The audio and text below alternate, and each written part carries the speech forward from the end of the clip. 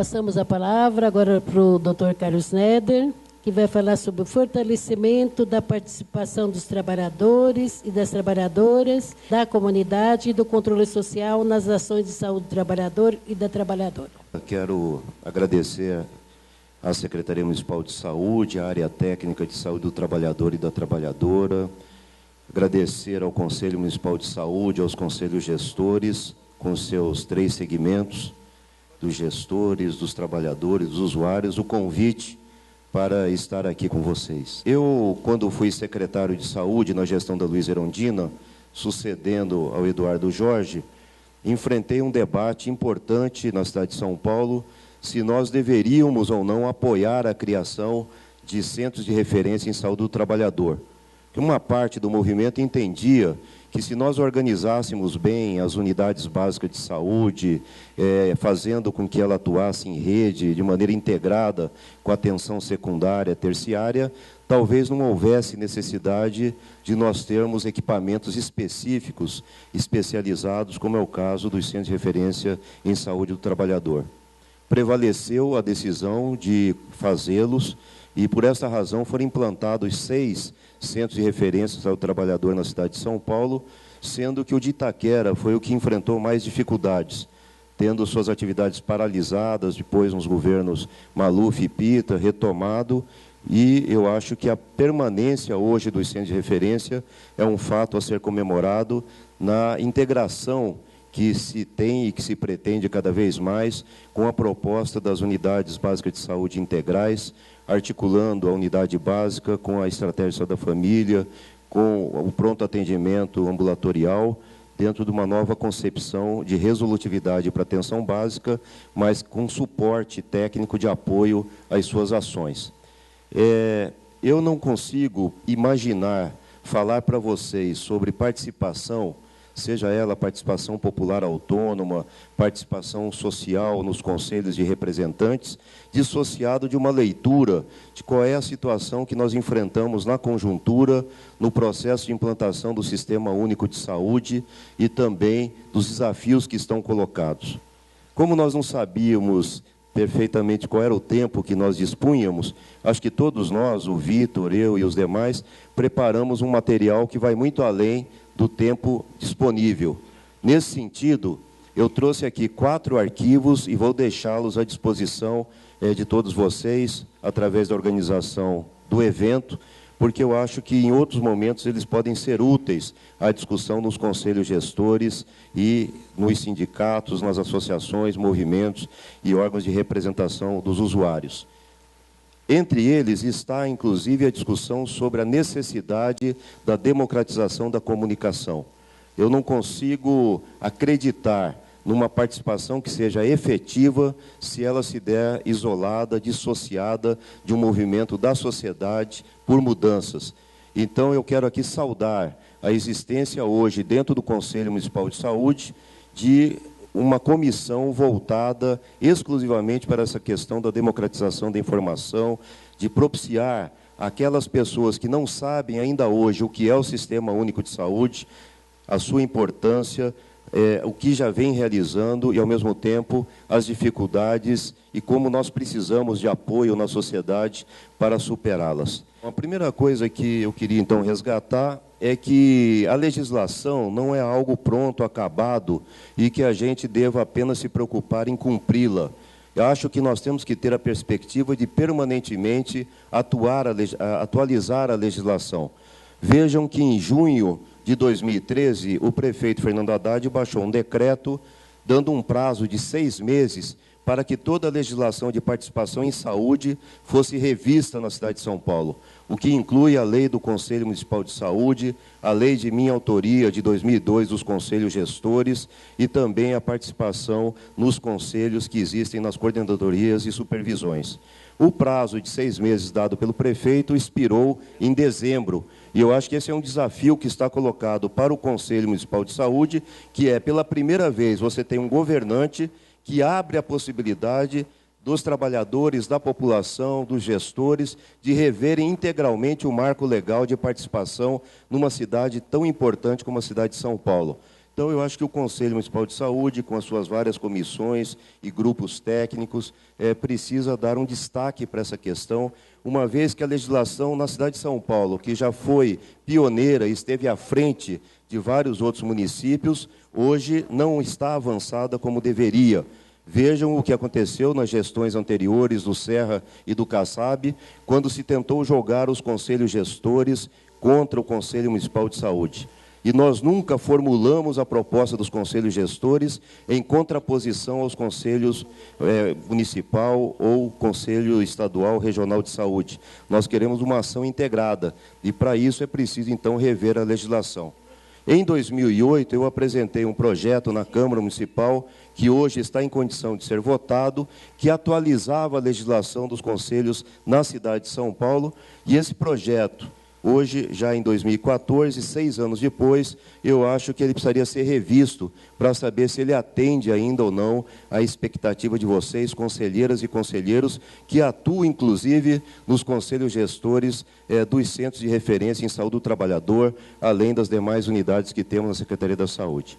Então, aqui, eu estou querendo chamar a atenção para o fato de que a legislação ela não é perene, ela é um organismo vivo e ela tem que estar permanentemente sendo reavaliada, seja no plano federal, seja em âmbito dos estados, dos municípios, chegando inclusive aos atos do Poder Executivo, o que inclui decretos, portarias, normas técnicas. Ou seja, vocês trouxeram e receberam aqui um caderninho vermelho falando sobre a política municipal de saúde do trabalhador e da trabalhadora.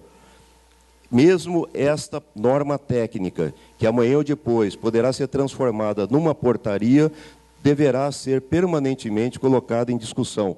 Caso contrário, nós achamos que já concluímos um ciclo e isso não é razoável, porque os desafios que vão sendo colocados à área técnica ou à política municipal de saúde vão além daquilo que está estabelecido nessas normas num determinado momento. Próxima. Aqui, nesse outro slide, pode dar mais um toque, por favor? A questão do marco legal, eu acho que nós deveríamos inserir o nosso debate aqui no contexto da reforma sanitária, e quase a gente não fala mais sobre reforma sanitária, e quando se fala é como se fosse algo do passado, daqueles que lutaram nas décadas de 60, 70, 80, e como se aquilo que nós introduzimos na Constituição brasileira já seja suficiente. Hoje nós queremos discutir uma nova perspectiva para o movimento da reforma sanitária e como é que isso se expressa, inclusive na discussão do SUS, como parte da Seguridade Social e de outros sistemas universais. Todos aqui sabem que a Seguridade Social, ela contempla saúde, previdência e assistência social. Entretanto, nós temos outros sistemas universais igualmente importantes, como é o caso, por exemplo, do sistema de educação no país, e nós deveríamos pensar de que maneira nós vamos integrar a política de saúde com as demais políticas nessas áreas estratégicas, essenciais ou de relevância pública. Para isso, nós precisamos ter marcos legais, claros rumos definidos e objetivos estabelecidos, que se expressem, inclusive, numa revisão da Constituição, das leis orgânicas dos municípios e dessas normas regulamentadoras, particularmente naquilo que me foi pedido para falar aqui, que é a questão da democratização do Estado e da sociedade. Próximo. A encomenda feita é que eu falasse aqui sobre participação e controle social. Eu não gosto do termo controle social, mas ele já está de tal forma estabelecido que eu já me dei por derrotado, porque rigorosamente controle social é o controle do Estado sobre a sociedade. É o controle que o Estado exerce de maneira coercitiva para fazer com que a sociedade atue de acordo com as suas conveniências. O controle verdadeiro, rigoroso, o termo que deveríamos utilizar é a ideia do controle público, que é o controle da sociedade sobre o Estado. Mas, como já pegou a ideia do controle social, vamos falar aqui então de participação e controle social. 3 conceitos de democracia, e correspondendo a esses 3 conceitos de democracia, 3 conceitos de participação. Um conceito é da democracia direta, e correspondente à democracia direta, a ideia da participação popular autônoma. Exemplo, a participação nos movimentos populares, nos movimentos sindicais, em outros movimentos da sociedade civil, que se organizam em assembleias, caravanas, movimentação de rua, que pressionam os governos, que pressionam o parlamento, sem ter que pedir autorização para fazer isso. Democracia direta, como nós vimos em junho, nas manifestações em todo o país, e como nós vemos diariamente em todas as cidades, seja brigando por água, seja brigando por saneamento básico, por direito ao acesso à escola, ao transporte coletivo de qualidade, contra a discriminação racial e tantas outras bandeiras. Democracia direta, participação popular autônoma. Uma segunda maneira é esta que eu represento hoje, que é a democracia representativa, que se dá por meio da participação eleitoral, que são os partidos, as eleições, os eleitos e aquelas pessoas que, teoricamente, são autorizadas a falar em nome de um coletivo muito maior. Democracia representativa. Para muita gente, a participação que importa é a participação eleitoral, como se a participação autônoma pela democracia direta não fosse algo desejável ou importante. Eu estou trabalhando aqui com conceitos que mostram que ambas as modalidades de democracia e de participação são, a meu ver, igualmente importantes. E há uma terceira, que é a ideia... Opa, eu mudei aqui. Que é a ideia da democracia participativa, também conhecida como participação social, que se dá por meio da democratização do Estado, das políticas públicas, com a criação de conselhos, com conselhos de gestão compartilhada, de cogestão, como é o caso dos conselhos gestores. Ou seja, conselho gestor, ele se encaixa aqui, nesse espaço da democracia participativa e da participação social. Eu estou defendendo aqui a tese de que as três modalidades de democracia e de participação são igualmente importantes e que nós precisamos criar mecanismos de articulação entre elas. Subjacente a essa ideia está a compreensão de que nada adianta ter uma Secretaria da Saúde avançada, uma política de saúde do trabalhador que atualize as nossas expectativas sobre o que é possível fazer do SUS, se nós não tivermos também essas várias dimensões contempladas, que é o funcionamento dos conselhos gestores, que é fortalecer a organização dos sindicatos, que é ter a organização das comissões por local de trabalho, que é ter as comissões internas de prevenção de acidente, que é ter o movimento popular de saúde com autonomia, que é ter a central de movimentos populares, que é ter a central única dos trabalhadores, que é ter as demais centrais sindicais que estão aqui representadas e que contribuem nesse processo de implantação da reforma sanitária, da Seguridade Social e do SUS. Seguindo. Aqui eu começo a detalhar um pouquinho, próximo, por favor. Esta ideia da democracia direta e da participação popular autônoma, e dou vários exemplos de como é que isso pode estar acontecendo hoje no país como um todo e particularmente na cidade de São Paulo. Só que a gente gasta muito pouco tempo para discutir isso. E eu estou insistindo um pouco nessa tese porque eu estou convencido que se nós queremos melhorar a representatividade e a qualidade da participação das conselheiras e dos conselheiros de saúde e também dos parlamentares, sejam eles vereadores, deputados estaduais, federais, senadores, nós temos que organizar o tecido social no país, nós temos que fortalecer a organização da sociedade civil brasileira, senão a gente não consegue renovar as lideranças políticas que nesses espaços podem fazer com que a participação de fato seja mais efetiva. Próximo.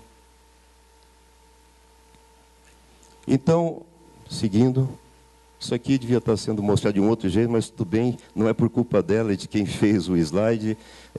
Dessa ideia da participação direta e da democracia popular, eu pergunto aqui se a democracia direta e a participação popular autônoma, elas fazem sentido ainda hoje, mesmo diante de governos democráticos, porque é comum a gente ouvir o discurso que se o governo tem apoio popular, se o governo é um governo de esquerda, se o governo é um governo de centro-esquerda, para que se preocupar tanto em organizar a população, em aceitar que a população se mobilize, que pressione, porque se o governo é bem intencionado, ele já estaria fazendo isso em nome da população. Eu acho isso um grave equívoco.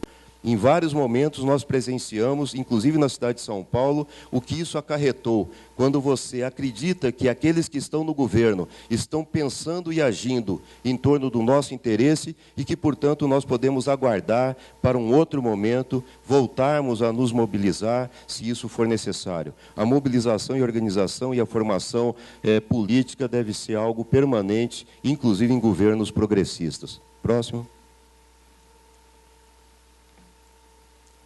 Na democracia representativa, que é a ideia da participação eleitoral, existe uma ideia de que quem foi eleito, o vereador, deputado, prefeito, governador, já tem apoio suficiente da população e, portanto, só cabe à população de 4 em 4 anos avaliar se essas pessoas agiram bem ou não. Ou seja, você exerce o seu direito de cidadania no voto e depois você vai avaliar daí a 4 anos ou 8 anos se aquela pessoa correspondeu ou não. Essa é uma visão muito pequena da participação. Então, nós precisamos pensar outras maneiras de democratizar o parlamento brasileiro, de democratizar o poder executivo e de ter um controle mais diário das políticas que são implementadas, dos gastos que são efetuados e como as decisões vão sendo tomadas. Portanto, dentro dessa ideia da democracia representativa e da participação eleitoral, a própria relação que se estabelece com o parlamento, com os movimentos e com as entidades da sociedade civil depende do tipo de governo. Se o governo é democrático, descentralizado e participativo, nós teremos audiências públicas, orçamento participativo, plebiscitos, leis de iniciativa popular. Entretanto, governos conservadores, centralizados e autoritários impõem leis, impõem orçamento, há uma ausência de transparência e bloqueio ao exercício da cidadania ativa. Portanto, importa sim saber que tipo de governo nós temos, independente das siglas partidárias. Se esses governos se aproximam desse ideal de um governo democrático, descentralizado, participativo, ou se na prática são governos autoritários que tolhem a liberdade e a possibilidade de participação cidadã. Ou seja, também na ideia da democracia representativa e da participação, a pergunta é, se exercer o voto popular já não seria suficiente para a democracia que nós queremos? Ou se os candidatos eleitos já não estão devidamente autorizados a falar e a fazer em nosso nome?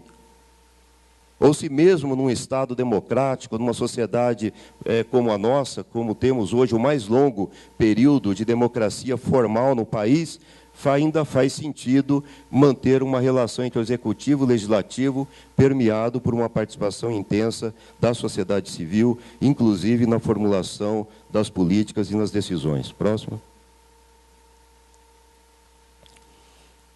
Na questão da democracia participativa e da participação social, que é a ideia do chamado controle público ou social do Estado. Os movimentos populares, os sindicatos e outras entidades não se contentam apenas em lutar e em votar. Querem também a organização autônoma e da participação eleitoral, querem a democratização do Estado, com conselhos permanentes de democratização das políticas, e nós temos vários exemplos de conselhos em âmbito nacional, estadual, municipal e assim por diante. Na democracia participativa e na participação social, os candidatos eleitos valorizam e convivem com a pressão social, dão sustentação política ao programa de mudanças e participam das conferências e da democratização das políticas públicas, sem entender que só a eles cabe esse direito. Também a relação com os conselhos vai depender do tipo de governo. Não basta você dizer que nós temos conselho gestor em todos os centros de referência do trabalhador, unidade básica de saúde, unidades administrativas. Nós precisamos saber que tipo de relação o governo estabelece com esses conselhos. Se é um governo democrático, descentralizado, participativo, esses conselhos devem ser criados por leis democráticas, eles próprios elaboram os seus regimentos, eles capacitam os seus membros, são respeitados, divulgam suas decisões e são abertos à participação. Entretanto, governos conservadores também têm conselhos. Até porque, frequentemente, os conselhos são obrigatórios para que esses governos recebam verbas de outros níveis da federação.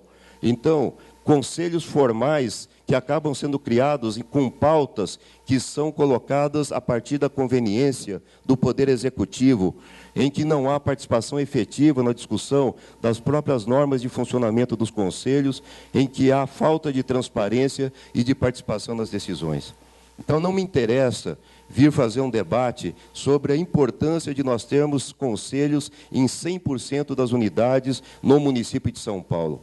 Eu quero discutir como funcionam hoje os conselhos gestores no município de São Paulo. Qual é o grau de representatividade desses conselhos?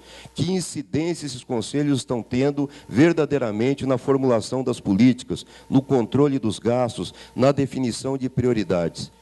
Ou é assim, e nós estabelecemos um outro tipo de relação com a sociedade civil organizada, com o parlamento, ou então nós vamos ficar com a ilusão de uma participação no processo de tomada de decisão e de gestão das políticas públicas, que na prática não acontece. Não estou fazendo aqui nenhum juízo de valor sobre como estão os conselhos na cidade de São Paulo, mas como autor da lei em 2002, como autor do projeto que está em condição de voto desde 2008 na Câmara Municipal de São Paulo, sabendo que o prefeito deu um prazo de 6 meses para que seja revista toda essa legislação e que este prazo já venceu, a pergunta que se faz aqui, no momento em que se discute qual é a política municipal de saúde do trabalhador e da trabalhadoras, quais são os desafios que estão colocados hoje na cidade de São Paulo, na região metropolitana, na relação com o governo federal, com o governo estadual, nós precisamos saber com quem nós contamos e qual é o grau de envolvimento, de convicção das pessoas e de motivação para que colaborem nesse processo de mudança de valores e de diretriz da política municipal de saúde. Então, mais uma vez, eu quero aqui elogiar o fato deste evento estar sendo organizado com participação de representação de diferentes níveis do Sistema Único de Saúde, em âmbito federal, em âmbito municipal, e eu acho que o Estado de São Paulo tem sido grande ausente nesse debate. E nós precisamos fazer com que isso também chegue em âmbito estadual.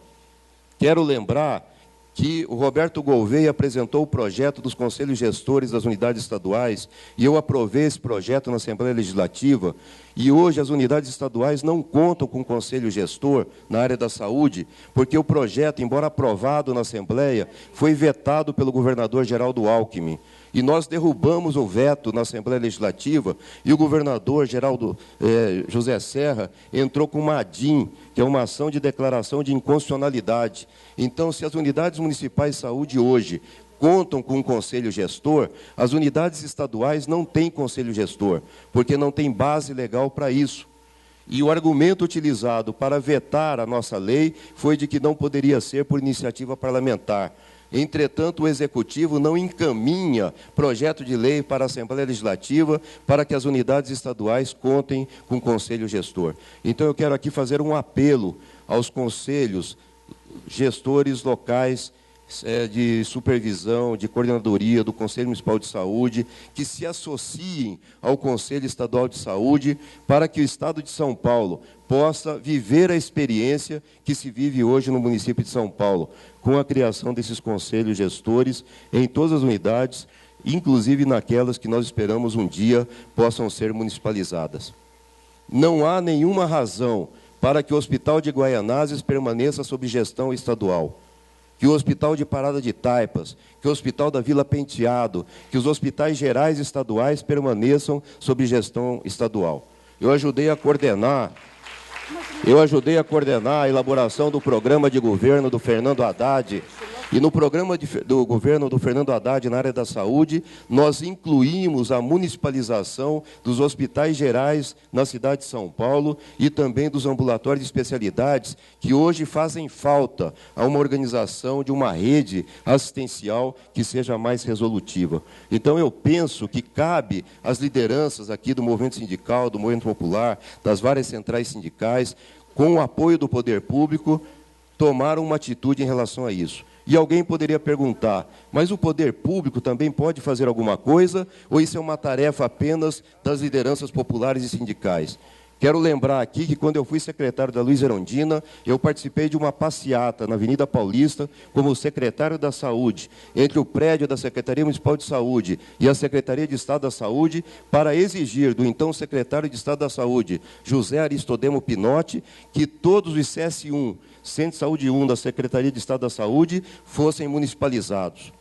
Aquilo ali chocou muita gente. Faz sentido um secretário da Saúde participar de uma passeata? Faz sentido um secretário da Saúde participar de uma negociação aberta com a Secretaria de Estado da Saúde para que houvesse a municipalização?